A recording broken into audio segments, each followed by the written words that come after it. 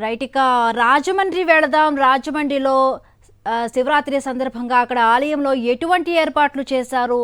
Right, తెలుసుకునే ప్రయత్నం చేద్దాం. మా కరెస్పాండెంట్ అక్కడ హరి సిద్ధంగా ఉన్నారు. హరి, చెప్పండి. తెల్లవారుజాము నుంచే కూడా భక్తులు పెద్ద ఎత్తున కూడా అక్కడికి చేరుకున్నట్టుగా తెలుస్తోంది. ఎలాంటి ఏర్పాట్లు చేశారు అక్కడ ఆలయంలో? బిందు, గోదావరి ఘాట్లని శివ పంచాక్షరి మంత్రంతో ఓటెత్తుతున్నాయి, ఘోషిస్తున్నాయి. ఓం నాగేంద్రహారాయ త్రిలోచనాయ భస్మాంగరాగాయ మహేశ్వరాయ నిత్యాయ శుద్ధాయ దిగంబరాయ తస్మై నకారాయ నమశివాయ అంటూ వేద శివ పంచాక్షరి మంత్రం పఠిస్తూ గోదావరిలో పుణ్యస్నానాలు ఆచరిస్తున్నారు భక్తులు. ఇవాళ తెల్లవారుజాము నుంచి భక్తులు తాకిడి మొదలైంది. తెల్లవారుజాము 4 గంటల నుంచి కూడా పెద్ద సంఖ్యలో భక్తులు రాజమండ్రిలో పుష్కర్ ఘాట్, కోట్లింగాల ఘాట్, గౌతమి ఘాట్, సరస్వతి ఘాట్లో గోదావరి తీరంలో ఉన్న అన్ని ఘాట్లలో కూడా పుణ్యస్నానాలు ఆచరిస్తున్నారు. నదిలో దీపాలు విడిచిపెడుతున్నారు. అదేవిధంగా జంగమదేరలో దానాలు చేస్తున్నారు. పెద్ద సంఖ్యలో మనం చూస్తున్నాము. దాదాపు 4-5 గంటలుగా ఇదే తాకిడి కొనసాగుతుంది. పెద్ద సంఖ్యలో భక్తులు తరలి వచ్చారు. మరోవైపు కోట్లింగాల ఘాట్లో, అదేవిధంగా గౌతమి ఘాట్లో కూడా ఇదే స్థాయిలో భక్తులు పెద్ద సంఖ్యలో వచ్చి పుణ్యస్నానాలు ఆచరిస్తున్నారు. ముఖ్యంగా ఏడాదికి ప్రతి నెల శివరాత్రి వస్తుంది. ఏడాదిలో 12 శివరాత్రులు వస్తాయి. అయితే మాఘమాసంలో బహుళ చతుర్దశి నాడు వచ్చే ఈ మహాశివరాత్రిని అత్యుత్తమైన పర్వదినంగా భావిస్తారు. ముఖ్యంగా శివ పార్వతుల కళ్యాణం జరిగింది ఇవాళేనని భావిస్తారు. అదేవిధంగా శివుడు రుద్రతాండవం చేసింది, లింగాకారంలో వెలిసింది కూడా శివరాత్రే కనుక అత్యంత మహిమాన్వితమైన ఈ రోజున నదిలో స్నానం చేసి అమ్మవారిని, స్వామివారిని దర్శించుకోవడం ద్వారా పుణ్యలోకాలు ప్రాప్తిస్తాయని భక్తుల నమ్మకం. దాంతో తెల్లవారుజాము నుండి గతంలో కంటే పెద్ద సంఖ్యలో ఈసారి అన్ని ఘాట్ల వద్ద పుణ్యస్నానాలు భక్తులు తరలి రావడం జరిగింది. మరోవైపు జిల్లాలో ఉమ్మడి గోదావరి, తూర్పుగోదావరి జిల్లాలో పంచారామ క్షేత్రాలు 2 ఉన్నాయి. సామర్లకోట్ల భీమేశ్వర స్వామి ఆలయం, అదేవిధంగా ద్రాక్షారామలో భీమేశ్వర స్వామి ఆలయం. ఈ 2 ఆలయాలకు తెల్లవారుజాము నుంచి భక్తులు తాకిడి మొదలైంది. పెద్ద సంఖ్యలో భక్తులు ఇక్కడికి తరలి వచ్చి ప్రత్యేక పూజలు, అభిషేకాలు చేస్తున్నారు. మహాశివుడు అభిషేక ప్రియుడు కాబట్టి తెల్లవారుజాము నుండి అనేక రకాలైన అభిషేకాలు అయితే జరుగుతున్నాయి.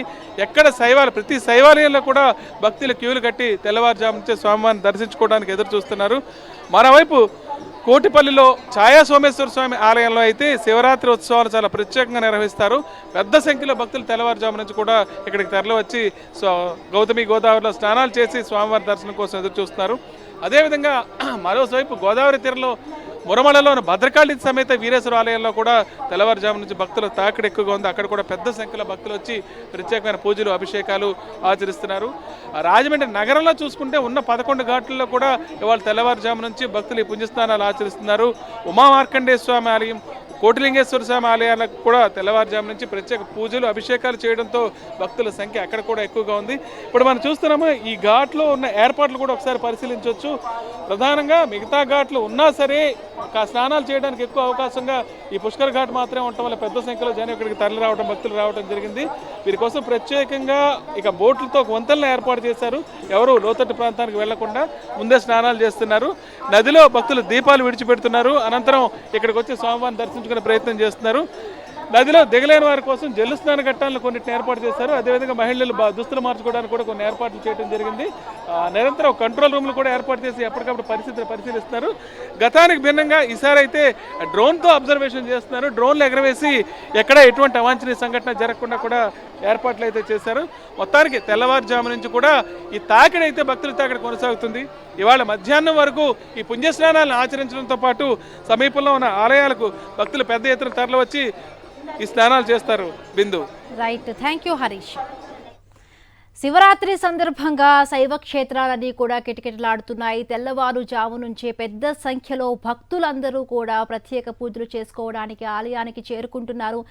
తెలంగాణ, తెలుగు రాష్ట్రాల్లో శైవ క్షేత్రాలు శైవ శోభతో కూడా శివాలయాల్లో ప్రత్యేక పూజలు చేసుకుంటున్నారు. రైట్, మనం ఇప్పుడు వైజాగ్ వెళ్దాం. వైజాగ్ నుంచి మా కరెస్పాండెంట్ అనిల్ సిద్ధంగా ఉన్నారు. అనిల్.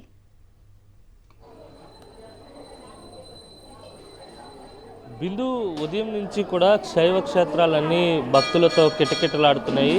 రాష్ట్రంలో ఉన్నటువంటి శివాలయాలన్నీ కూడా శివనామ స్మరణతో మారుమోగుతున్నటువంటి పరిస్థితి. అత్యంత భక్తి శ్రద్ధలతో ఉదయం నుంచి కూడా ప్రత్యేకమైనటువంటి పూజలు నిర్వహిస్తున్నటువంటి సందర్భం కనిపిస్తోంది. ప్రస్తుతం మనం MVP కాలనీలో ఉన్నటువంటి పార్వతీ ముక్తేశ్వర స్వామి దేవాలయంలో ఉన్నాం.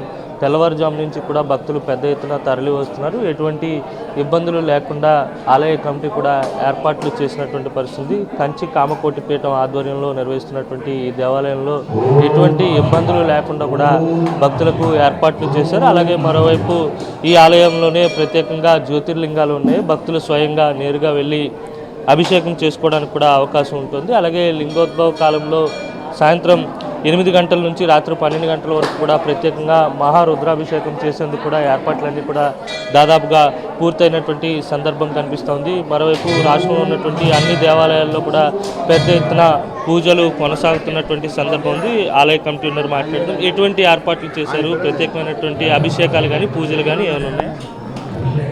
నా పేరు బుచ్చిలింగం అండి, ఆలయ కమిటీ సెక్రటరీ.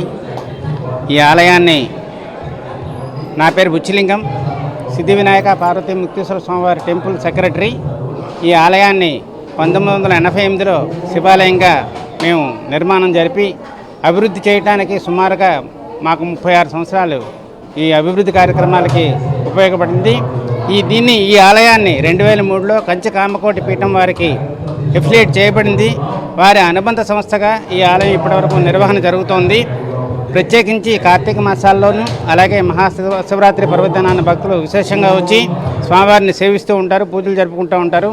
ప్రత్యేకించి ఈ ఆలయానికి రావడానికి కారణం ఇక్కడ 2007లో ఏర్పాటు చేసినటువంటి జ్యోతిర్లింగాలయంలో శివలింగాలన్నీ కూడా మేము ప్రతిష్ఠ చేయడం వల్ల ప్రతి భక్తుడు కూడా స్వయంగా అభిషేకం చేసుకునే అవకాశాన్ని కలిగింది. ఎందుకంటే ద్రౌమూర్తి కలగా లోపల అర్చక స్వామి అభిషేకాలు చేస్తారు. కానీ జ్యోతిర్లింగాలయంలో స్నపన మందిరం కాబట్టి, స్నపన మందిరం అంటే ఏంటంటే భక్తులు స్వయంగా చేసుకునే అవకాశాన్ని శివలింగంలో ఒక్కచోట మాత్రమే ఉంది, మా ఆలయంలో ఉంది. కాబట్టి భక్తులు విశేషంగా ఈ జ్యోతిర్లింగాలయంలో అభిషేకం చేసుకోవడానికి కూడా ఎక్కువగా ప్రాధాన్యత ఇస్తూ ఉన్నారు. ఈ మహాశివరాత్రి పర్వదినాన్ని ఏం చేస్తామంటే స్వామివారికి ఉదయం 5 గంటల నుంచి కూడా అభిషేకాలు ముక్తేశ్వర స్వామివారికి స్వయంగా అర్చక స్వామి చేస్తారు. భక్తులందరూ కూడా జ్యోతిర్లింగాలయంలో స్వయంగా చేసుకుంటూ ఉంటారు.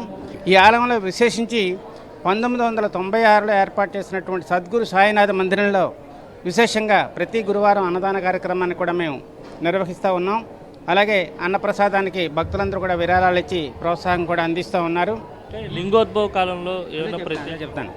ఈరోజు మహాశివరాత్రి పర్వదినాన్ని అభిషేకం 12 గంటల వరకు స్వామివారికి అర్చక స్వామి చేస్తారు. రాత్రి 8 గంటలకు విశేష పూజా కార్యక్రమం లింగోద్భవ కాల రుద్రాభిషేకాన్ని విశేషంగా జరపబడుతుంది. అది రాత్రి 12 గంటలకి లింగోద్భవ కాలం కాబట్టి అప్పటితో ఎండ్ అవుతుంది ఆ కార్యక్రమాన్ని. ఈ కార్యక్రమంలో దంపతియుక్తంగా అందరినీ ఇక్కడ కొంతమంది దంపతులు కూర్చుంటూ ఉంటారు. వాళ్ళందరి చేత సంకల్పం చేయించి మహాన్యాసం చేయించి రుద్రాభిషేకాన్ని నిర్వహిస్తాం. తదుపరి ప్రసాద వితరణ జరుగుతుంది. అలాగే ఈ ఆలయంలో విశేషించి మేధా దక్షిణామూర్తి, కాలభైరవుడు ఈ రెండు కూడా విశేషంగా ఉంటాయి. ఈ మేధా దక్షిణామూర్తి శివుడు అందరూ కూడా మేధస్సునిచ్చి అక్షాభ్యాసాలు కానివ్వండి, ప్రతి గురువారం కూడా ఈ మేధా దక్షిణామూర్తికి విశేషంగా అభిషేకాలు జరుగుతాయి. అలాగే శని త్రయోదశి కానివ్వండి, మిగతా రోజుల్లో ఇక్కడ కాలభైరవ ఆలయం ఉంది కాబట్టి అక్కడ కూడా అభిషేకాలు ఈ ఆలయంలో భక్తులందరూ కూడా జరుపుకుంటూ ఉన్నారు. విశేషించి ఈ సెక్టార్ 6లో ఉన్నటువంటి ముక్తేశ్వర స్వామి ఆలయానికి ఆలయ కమిటీ పూర్తిగా సహాయ సహకారాలు ఇవ్వడమే కాదు, వాళ్ళు స్వంత బాధ్యతగా తీసుకొని ఈ ఆలయ నిర్వహణలో పాల్గొంటూ ఈ ఆలయాన్ని అభివృద్ధి చేస్తూ కార్యక్రమాలు నిర్వహిస్తూ ఉన్నారు. మొత్తం మీద మహాశివరాత్రి సందర్భంగా ఈరోజు తెల్లవారుజాము నుంచి కూడా అభిషేకాలు కొనసాగుతున్నాయి. మధ్యాహ్నం 12 గంటల వరకు కూడా అభిషేకాలు ఉండేటువంటి అవకాశం ఉంటుంది. ఆ తర్వాత సాయంత్రం 8 గంటల నుంచి రాత్రి 12 గంటల వరకు లింగోద్భవ కాలంలో ఏదైతే మహారుద్రాభిషేకం ప్రత్యేకంగా ఉండబోతోంది, అందుకు అనుగుణంగా దంపతులంతా కూడా ఈ మహారుద్రాభిషేకానికి హాజరు కావాలని చెప్పి ఆలయ కమిటీ కూడా చెప్తున్నటువంటి పరిస్థితి. ఓవరాల్గా చూస్తే కనుక రాష్ట్ర వ్యాప్తంగా ఇటు 2 తెలుగు రాష్ట్రాల్లో కూడా శైవ క్షేత్రాలన్నీ కూడా భక్తులతో కిటకిటలాడుతున్నాయి. పెద్ద ఎత్తున భక్తి నామస్మరణతో, శివనామస్మరణతో ఆలయాలన్నీ కూడా మార్మరుగుతున్నటువంటి పరిస్థితి కనిపిస్తోంది. Over to studio Bindu. Right, thank you Anil.